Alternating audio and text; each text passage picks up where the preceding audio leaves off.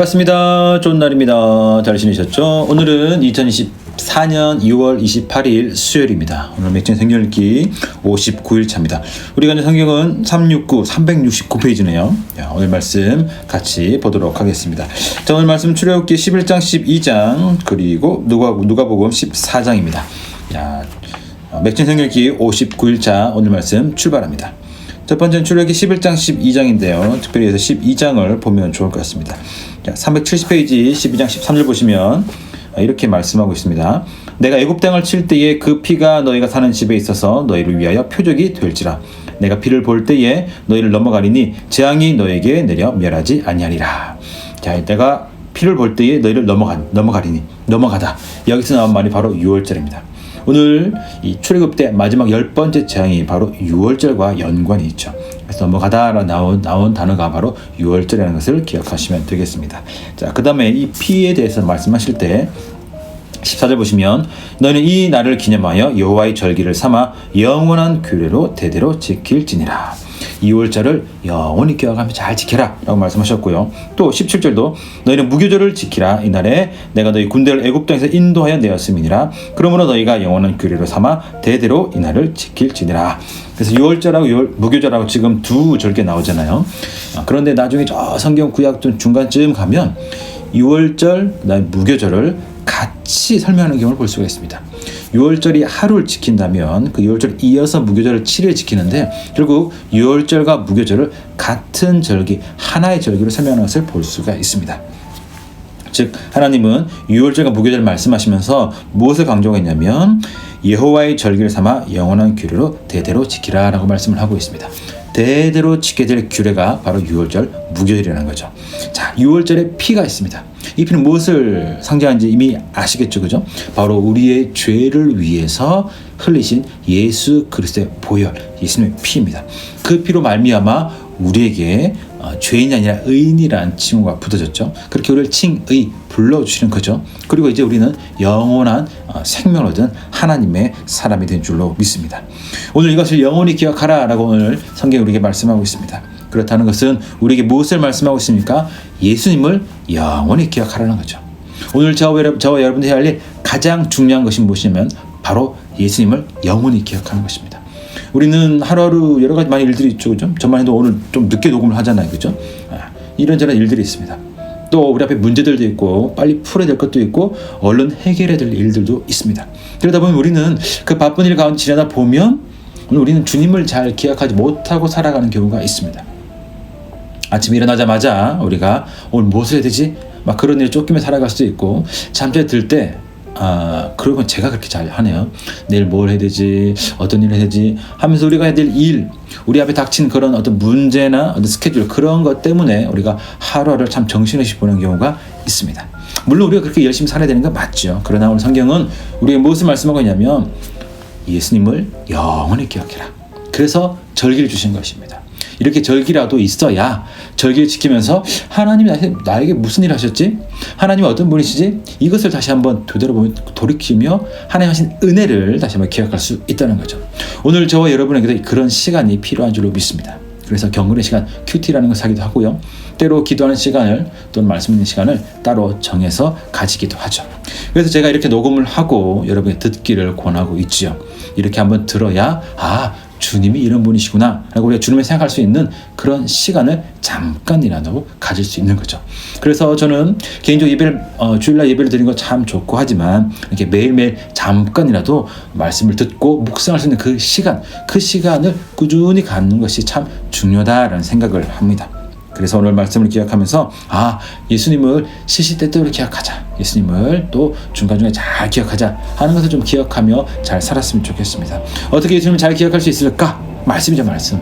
그리고 때로 어떤 분은 찬양이 될 수가 있습니다. 저는 개인적으로 말씀이지만 어떤 분은 찬양이 될 수도 있겠죠. 또 어떤 분은 기도가 될 수도 있습니다.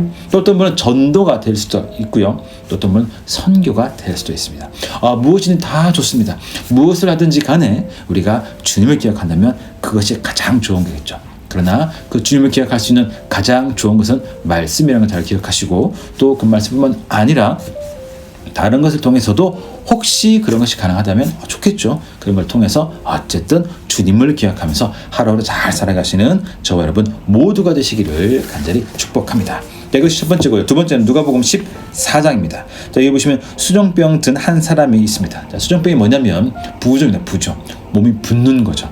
그러니까 몸이 좀 심하게 많이 부었겠죠, 그죠? 자, 그러자 이 안식일 날 예수님이 다시 이 사람을 보십니다. 그리고 이 사람을 고쳐주려고 하십니다. 아마 제가 볼 때는 이 앞에 여러 가지 상황을 봐서는 일부러 이 바리새인과 이 예수님을 넘어뜨리고 한 사람들이 일부러 이 수정병 걸린 사람을 예수님 앞으로 막 밀어보는 것 같아요. 가봐 앞으로 가봐. 아이가 가봐. 아마 그렇게 해서 이 수정병 걸린 사람이 예수님 앞으로 가지 않았을까라고 생각을 합니다. 왜냐하면 1절 보시면 이렇게 말씀하고 있죠. 안식일에 예수께서 한 바리새인 지도자의 집에 떡 잡수시러 들어가시니 그들이 엿보고 있더라. 엿보고 있었습니다. 함정을 판 거죠.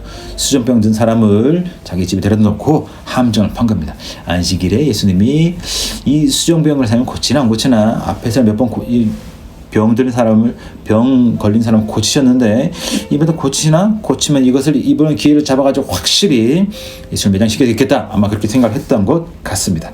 자, 예수님이 그것을 아셨겠죠. 3절 예수님의 질문입니다. 예수께 대답하여 율법 교사들과 바리새인들에게 대해 안식일에 병 고쳐주는 것이 합당하냐 아니하냐.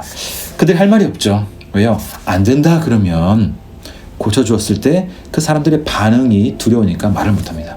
또 고쳐줘야 됩니다 라고 말하자면 그동안 쭉 안 된다 말했는데 그러니까 이제 고쳐줘야 됩니다 라고도 말을 못하는 거죠. 자, 그러자 예수님이 말씀하십니다. 5절입니다. 또 그들에게 이르시되 너희 중에 누가 그 아들이나 소가 우물에 빠졌으면 안식일에도 곧 끌어내지 않겠느냐 하시니. 아멘. 그 1번 앞에 1번이 아니고 그 아들 앞에 작은 1번 돼 있죠. 그죠? 거기 보시면 어떤 사본에 나귀라고 돼 있는데 이게 문맥상 아들이라기보다는 여기 나귀가 오는 게 더 맞죠. 그죠? 그런데 이것이 조금 애매하기 때문에 어떤 사본은 아들이라 되어 있어서 많은 사본이 아들이라 되어 있어서 아들이나 소라고 합니다. 이렇게 안식일에 뭔가 치유하시는 그 장면을 보면 보통 짐승에 대한 비유가 주로 많이 나오기 때문에 나귀라고 좀 볼 수도 있을 것 같습니다. 자, 이렇게 질문했습니다. 자, 그들의 반응이 어떻습니까? 6절 그들이 이에 대하여 대답하지 못하니라. 왜 대답을 하지 못했을까요? 그들이 그렇게 했다는 거죠. 그들이 안식일 날 소나 우리 나귀를 좀 볼게요. 나귀가 우물에 빠지면 안식일에 그 소나 나귀를 건졌다는 거죠. 자, 그런데 안식일에 아픈 사람이 있습니다.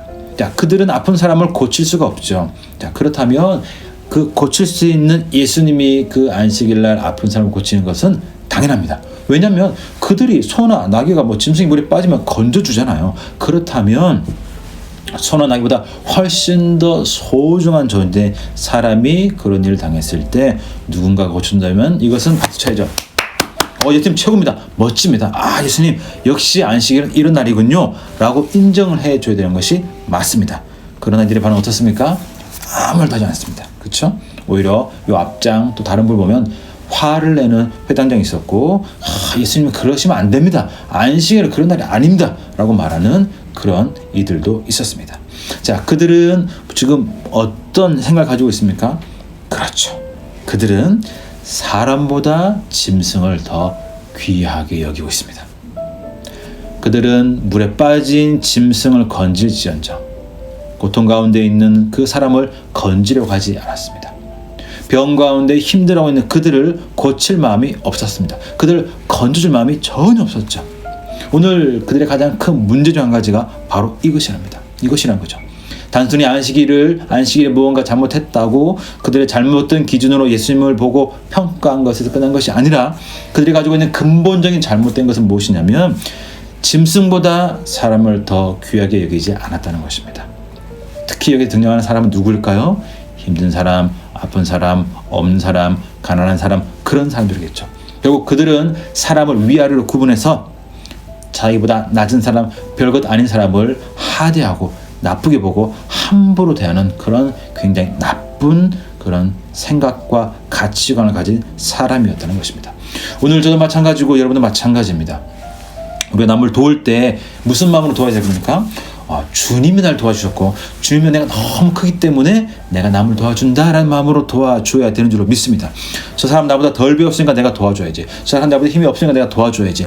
내가 저 사람보다 많이 배웠고 또 좋은 나라에 태어났고 뭐 시간 여유도 많고 내가 뭐 더 괜찮은 존재니까 그러니까 내가 저 사람 도와줘야지 라고 하면 안 된다는 거죠. 오늘 주님이 우리를 왜 구원하셔 주는지 어떻게 구원해 주셨는지를 좀 더 고민해 봐야 됩니다. 오늘 우리가 그 주님의 마음을 가지고 다른 사람을 대할 수 있는 그런 은혜가 있기를 간절히 축복합니다. 다른 사람이 나보다 부족하고 뭔가 없게 물론 그렇죠. 돈이 없으니까 우리가 도와주기도 하고 우리가 건강하니까 도와주기도 하지만 그렇기 때문에 그것을 기준으로 가지고 그 사람을 평가하고 도와줘서는 안 된다는 거죠. 내가 하나님께 돈을 조금 더 받았으니까 내가 주님 주신 그 건강이 조금 더 있으니까 내가 조금 더 시간적 여유가 있으니까 그래서 내가 그 은혜를 기억하며 남을 도와준다라는 그 주님의 마음을 긍휼하심을 기억하며 남을 잘 도우며 살아가시는 저와 여러분 모두 되시기를 간절히 축복합니다. 남을 낮게 여기지 말고 남을 주님의 마음으로 긍휼한 마음을 잘 보면서 살아가시는 귀한 날 되기를 간절히 축복합니다. 오늘 하루 잘 보내시고요. 또 저는 내일 또 만나도록 하겠습니다.